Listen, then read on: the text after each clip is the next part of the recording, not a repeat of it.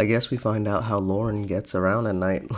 Episode 81 of Season 2, titled Willing Witness, is out as of yesterday, so spoiler warnings for anyone who isn't caught up to the most recent public chapter for Purple Hyacinth. Please do not discuss any Fast Pass or other stream material in the comments down below. Now, let us begin.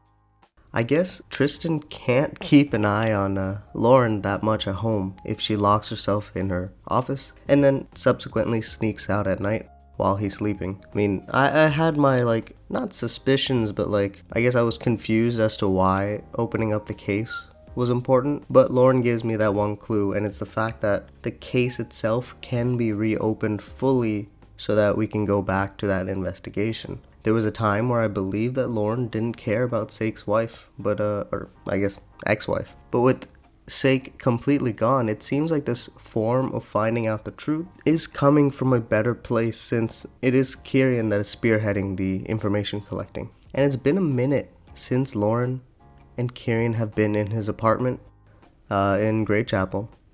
We already know that Sake wasn't that good of a hitman, with Belladonna scolding him for being loud and obnoxious back in the Camellia. I don't really know what Kieran means that Lauren never met the old lady. I think it's because Lauren was kicked out of the detective team, so she wasn't privy to that information anymore. But didn't Lauren have access to the archives still through Kim? So she could at least see the transcripts of all the people that got interrogated after her demotion. So I feel like even though Lauren never met this old lady who is now willing to confess, she would have at least read through what she said when she was at the police station. It's really cool to see the domino effect of what one action can take on in our story, similar to how I noticed it when Sandman said that he was supposed to get the picture from Anslow that night at the Golden Clover, but wasn't able to because of Loon's attack.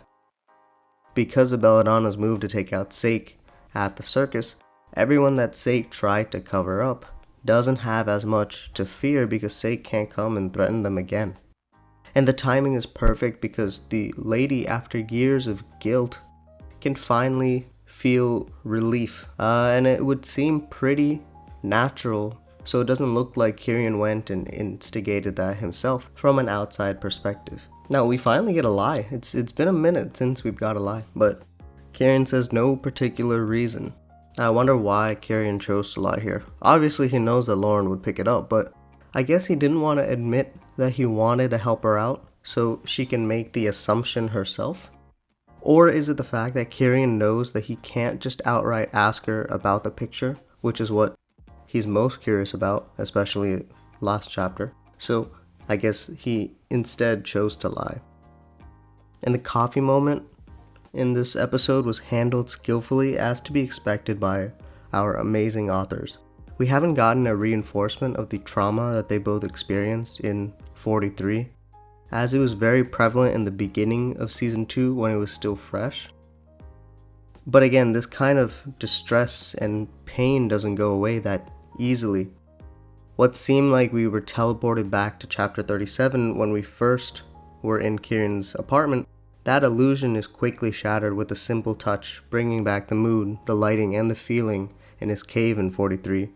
Those monster eyes reflecting in the coffee and the blood-stained hands, maybe with some eerie music and some distorting effect, would be beautiful. I don't remember if we learned about Gentle Night before, or if this is some new evidence for us, the audience that's learning about that night.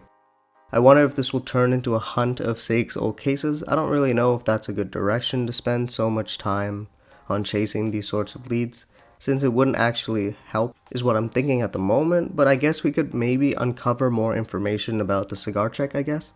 The biggest issue with hunting down Sake is that I believe he was overseas for a really long time, so just how much has he done here in the city since the train bombing?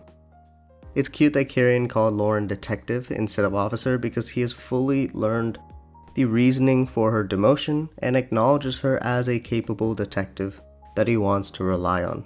That's all for the chapter. Thank you so much for watching up to this point, and I will see you guys next week.